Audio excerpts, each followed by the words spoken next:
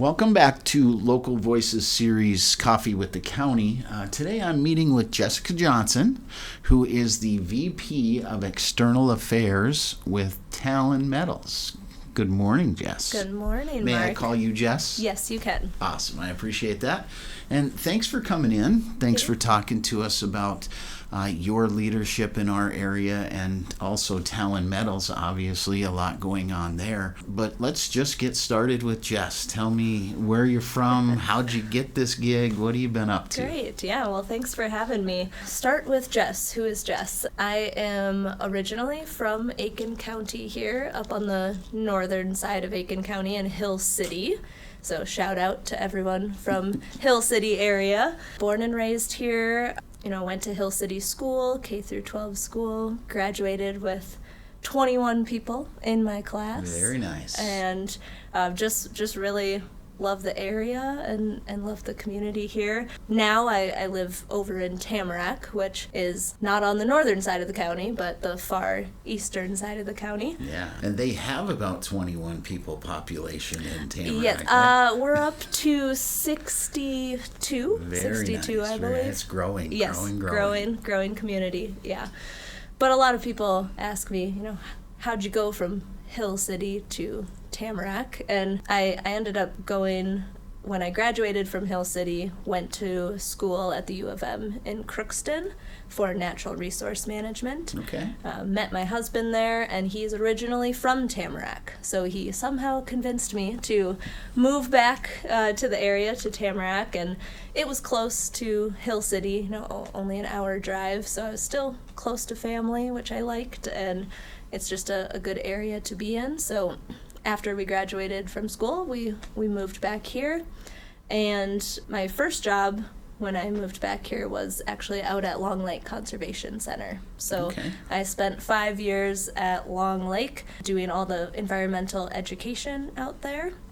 That was great. Loved my time there. Eventually moved to the Talon role. So I've been with the Talon team on the Tamarack Nickel project for 6 years now. Okay. It's already been 6 years. Yeah, That's crazy.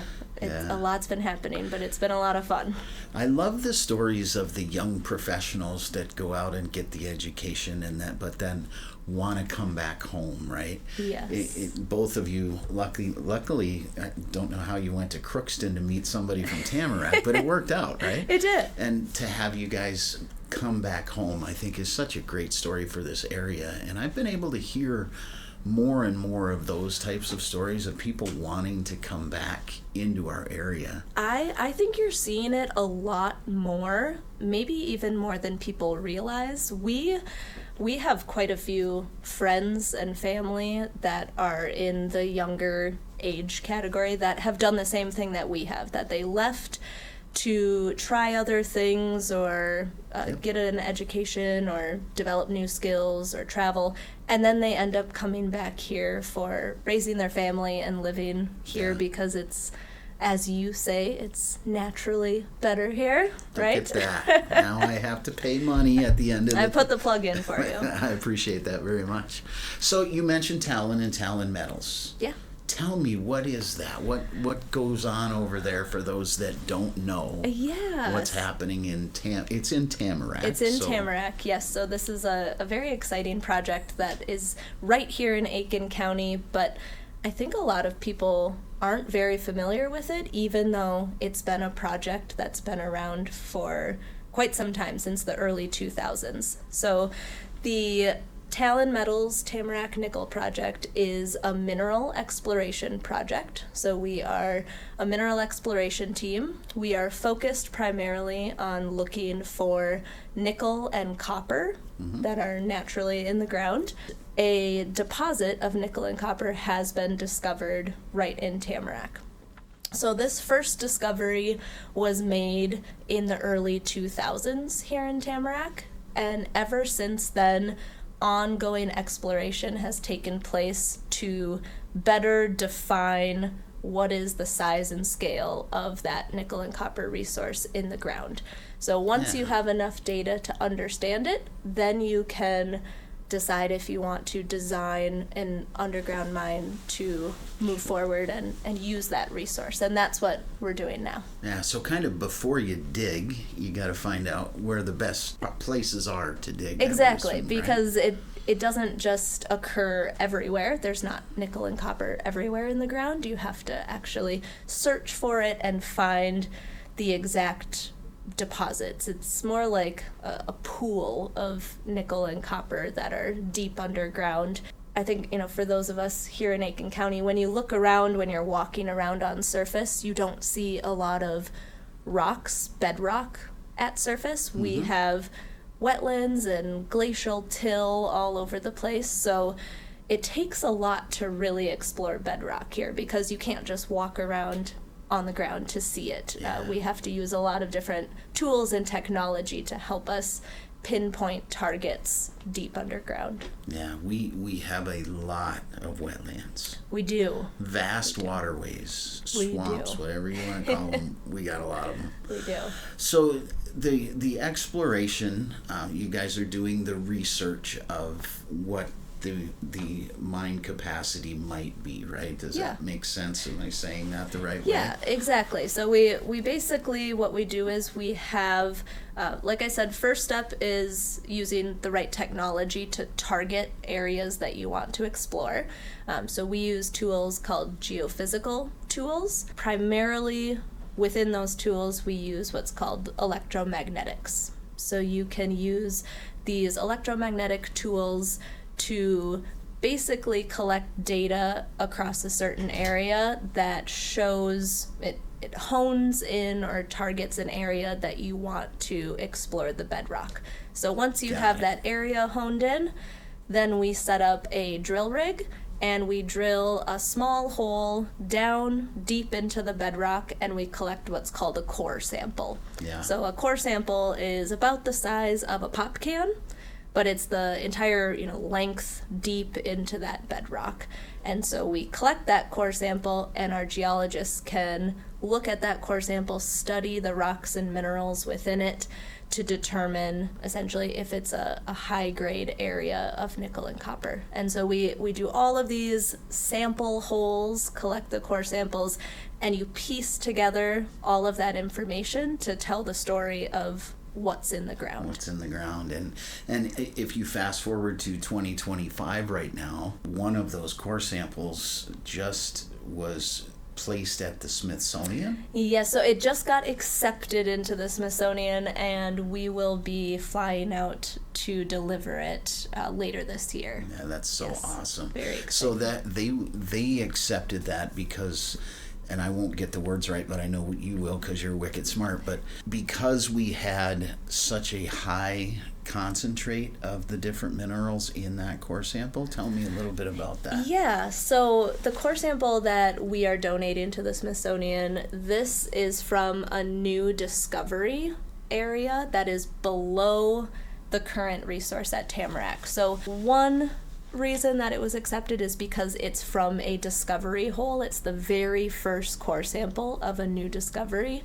And the second reason is, like you said, because of the grades or the amount of metals that are within this ore naturally.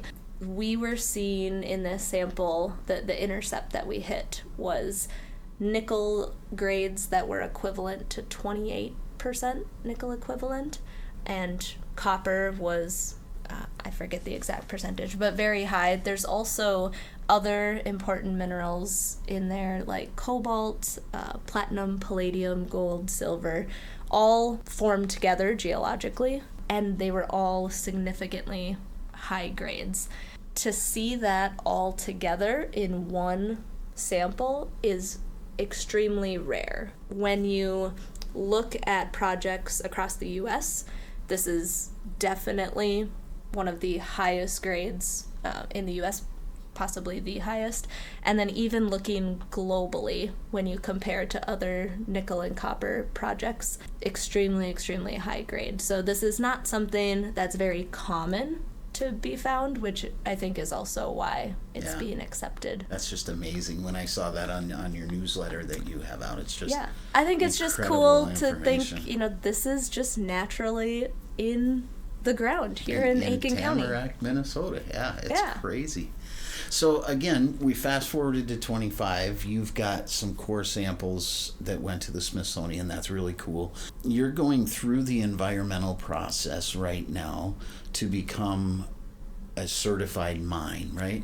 To Yes. open up a mine to drill these minerals out of the ground. Exactly. So separate from just exploring to understand what minerals are in the ground, we're also, like you said, going through environmental review to hopefully become a permitted and operating underground mine so that we can actually take these nickel and copper metals out of the ground and use them as a resource. Yeah. So we started the environmental review process 2 years ago, actually, on this project in 2023.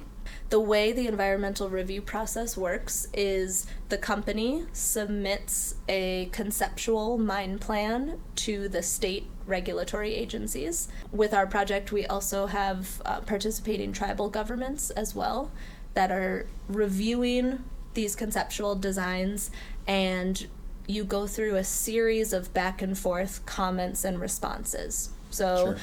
we provide the design, regulators like the DNR, the Pollution Control Agency, the participating tribes can provide comments, and then we can respond to those comments. And so you do a back and forth, multiple rounds to scope the project and determine what aspects of the project need further, deeper analysis in the next phase of review, which is the environmental impact statement. So we're going through the scoping right now. We've been doing that for 2 years, but it's been really exciting to continue to watch the project be shaped just through this process. Yeah. So we've gone through 4 rounds of comments.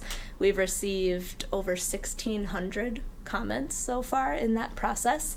Something that our team's really, passionate about, which I think is just exciting, is we want this project to be a collaborative project. It's not just our way or the highway. It's not our design. This is something we want a lot of people to weigh in on, and we want to shape the project with a lot of different input, because at the end of the day, this is a resource coming out of the ground for everybody, so we want it to be collaborative. As we started getting these comments, we took some time to shape the design based on what we were hearing. When we first started this process 2 years ago, we had a small footprint surface facility, about 60 acres, which is fairly small for an underground mine operation. And we had the tunnel coming out of the ground to the surface facility. Mm-hmm. The ore would get loaded into that storage building on surface, and rail cars would come into the building,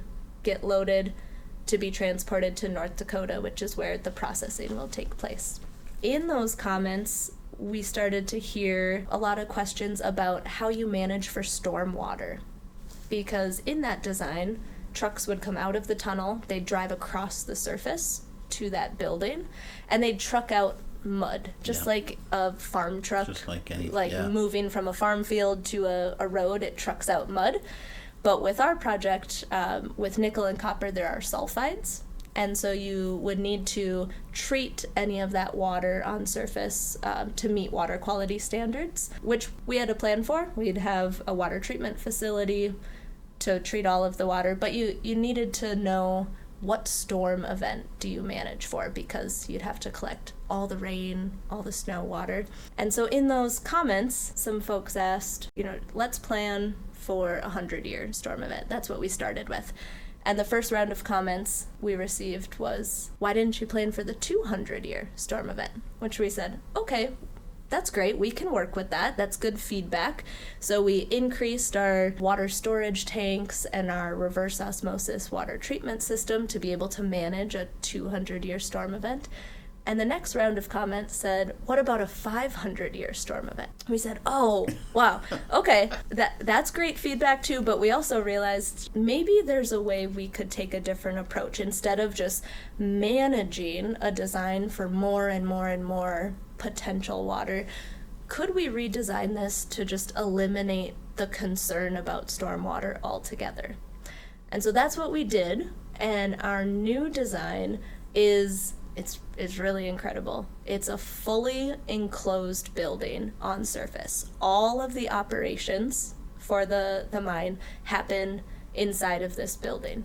That's so incredible. It is incredible. So the tunnel that goes to the underground is directly connected to a building on surface. The building is about the size of a Super Target shopping center. The ore comes up from the tunnel into that building and then gets loaded onto the rail cars. Those get rigid secured lids on top, and then they exit the building and go to North Dakota. So you never touch the outside wall. The rocks never see the light of day. You no longer have to manage for any storm event because you're fully enclosed inside this building. There's other really big benefits like being able to manage dust in a controlled environment inside. Also reduced noise and light pollution because all of your operations are in that building, so there's that buffer.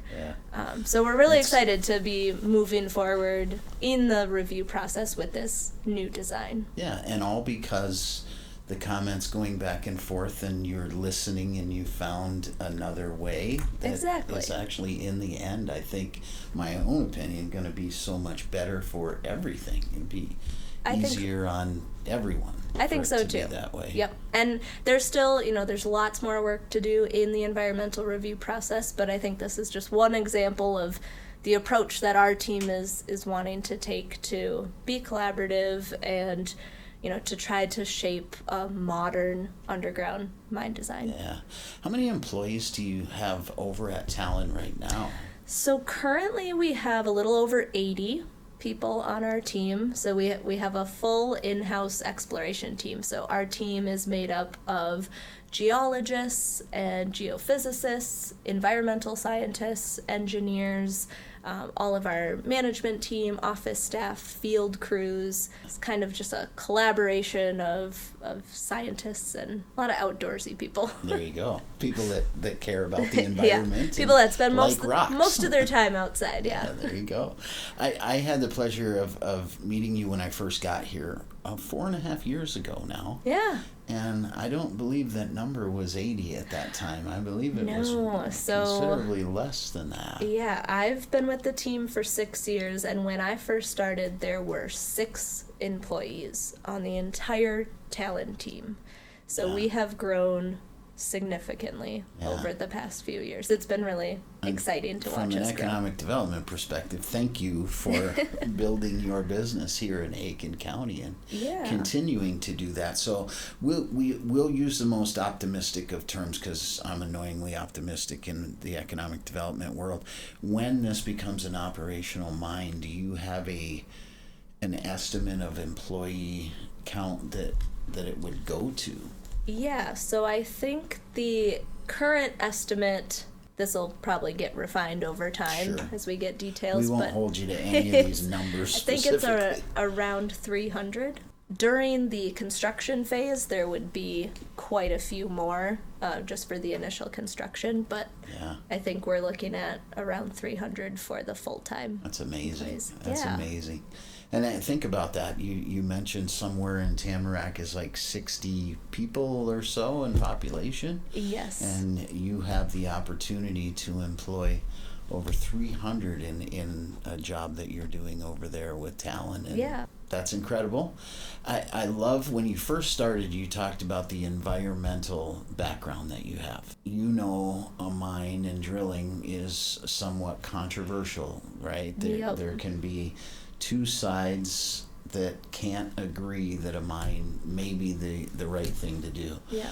I'm impressed by the fact that the person that has been here, lived here all of their life, except for that little college stint you did, and is working for Talon, is homegrown in that environmental caring as well. That just seems to make sense and be connected. And we're governmenty, and it sounds like this whole process is pretty governmenty. There's a lot to it. You got 2 years of this you've been doing so far just to get to the next stage, which could take 2 years, I don't know how many years. You have people on your staff, yourself included, that care 100% about not only getting this opportunity for business, but making sure that we're taking care of the naturally better Aiken County, right? Yes, I completely believe, just my personal belief is that there's so many people on our entire team cares about the environment and this area specifically. There's a lot of us that live in the area. I live 4 miles from where this mine site is going to be. I very much want to see this done correctly, and I'm honestly proud of the state we're in, where we do live in a state that very much has a regulatory process that cares about the natural resources that we all use, but being able to manage them in a proper way. Yeah. And at the end of the day, we have to go through this regulatory process, and if we can't get through it successfully and we don't get permits, then we wouldn't be in operation, because we live in a place that has these regulatory standards. Yeah. Government-y for good reason in this case. Yes, yeah. Sometimes government-y means red tape, but yeah, I think it in holds. this case you have to be cautious, you have to research, you have to do all of those things. Yes, it holds projects accountable. And like you said, there's, a lot of different perspectives on mining. It does have historically a bad track record. A lot of mines were put up before there were environmental protections like the Clean Air Act and Clean Water Act.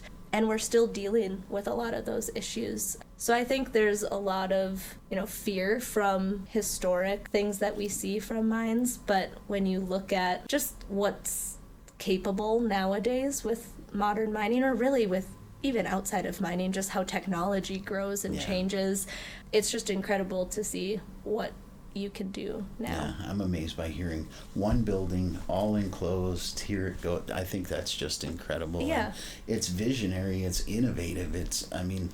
That's what makes this project maybe different from the others that are out there. But mining has changed, and rules have changed, and everything we learn from mistakes, or we learn from not knowing, right? Yeah. And eventually we're getting things more and more right as we go along. I guess what I'm trying to say is, in my opinion, I think we've got to trust the process. If the state of Minnesota and the federal regulations are confident when you get to that point in time, then who are we to not trust that, right? Yeah. Yep, so. I think so. And I think it's about, just taking the time to learn about it. If you're not familiar with mineral exploration or mining, or how you engineer a mine design, that's something our team is really passionate about too. Is we are very happy to show you around and talk with anyone. We have an open door policy, actually, where people can call us and schedule a tour, and you can come through the core shed, talk to geologists, go out to the drill rigs and actually talk to the teams and see core samples coming out of the ground and just watch the process take place. And I think that helps a lot too, is just learning yourself and understanding what goes on behind the scenes to actually make a mine. Yeah, and these are real local people doing local work, right? Yeah. So, and I encourage that, and you've been very gracious. Anytime we've asked, we've set you up on short notice with like 20 people coming over to take a look. Yep. And I appreciate all of that. But you do that anyway. You'll see anybody. Yeah, we'll take that one has person. questions. We'll take 20 people. It's honestly it's a fun part of the job, so we enjoy it. For you listeners, there's your homework assignment. Get out there and learn more about it. Learn more about what's upcoming, what the opportunities might be, and just get to know what's going on in your neighborhood a little bit. Thank you for coming in. I know we could talk for hours about this mine, and I'm kind of setting that up because I'd love to have you come back and tell us more about it as the process goes forward. Yeah, And that'd be that great. type There's of going to thing? be a lot of exciting things just coming in the next year as we keep going through environmental review. So I'd be more than happy to come and give updates whenever you'd like. Yeah, that sounds great. Thank you, Jess. Thanks for coming in. Thank you. And you are listening to Coffee with the County.